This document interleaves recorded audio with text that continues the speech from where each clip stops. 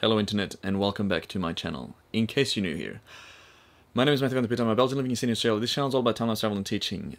I am a professional time-lapse photographer, and usually when I tell people what I do and what it involves, being tons of gear, tons of traveling, preparing, shooting, and editing, I usually get the same reply, being, "Oh, I thought time-lapse was just sped-up video."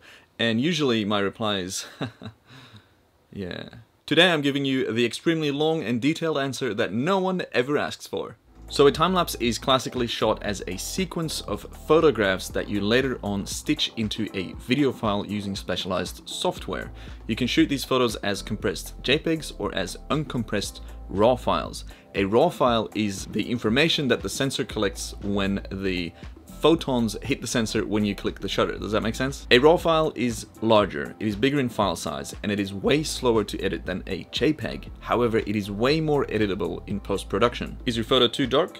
Not a problem. Is the scene too contrasty? Geen enkel probleem. Did you shoot with the wrong white balance? All these things are fixable in post because it is a RAW file. So this brings us to our first big advantage when it comes to shooting photos versus video for time-lapse. You get access to the full dynamic range of your photo sensor, and you can adjust the white balance. Up next is a resolution. The majority of video that gets consumed these days is still only full high definition in resolution, which means that you get 1920 pixels across and 1080 pixels tall, which is the size of your video. This is only about 2 megapixels in size.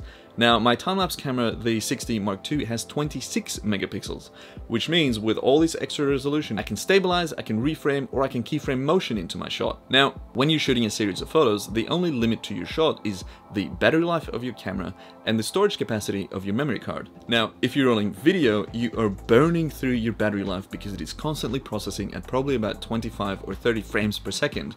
Also, you are creating an enormous digital file that has to get stored on your memory card. Another side note is that because you're shooting on a photo camera and because of tax and import regulations, the length of your video shot is probably limited to about 30 minutes. And just think about it, you're constantly recording video, but you're going to speed it up so you're only going to show a fraction of what you're actually recording? That just sounds like a bit of a waste. So, photos clearly win when it comes to battery life and storage. Video records at probably 25 or 30 frames per second, which means that the max exposure per video frame is 1/25th or 1/30th of a second. With photos, there is no limit, which means that you can create motion blur time lapses or even astro time lapses where you need an exposure of about 20 to 30 seconds per frame. So these are the main arguments why photo sequences win over video files when it comes to shooting time lapses. Now, when would you ever use video time lapses? Obviously, when you don't have the time to post-process 1,000 RAW photos, or when you don't need the dynamic range or the resolution. Now, I use video time-lapses a lot in my vlogs, or for example on projects where there is simply no time to turn around thousands of RAW files.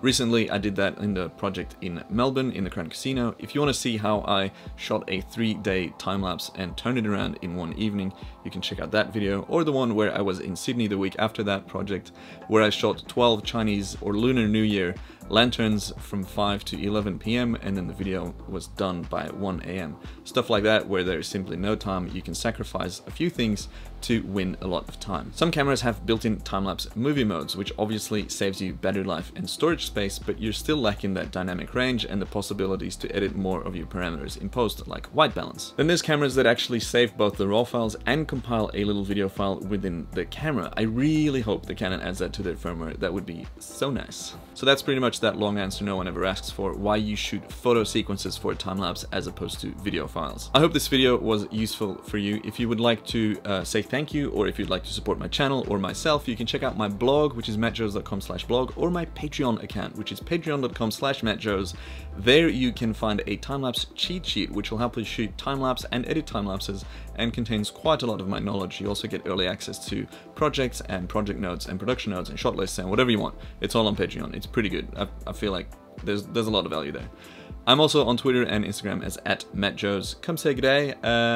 Before I go off on a even bigger ramble than I already am, I'm just going to cut it here. Thank you so much for watching. I hope to see you on the next video. Goodbye. Because your exposure can last to hear what else? Yeah, cool. Focus on my eyeballs. Alrighty. Yeah. Just the why left, why gain. I don't want testing audio. the dynamic at say 25 to 30 frames a second. I will catch you on the next video, I hope.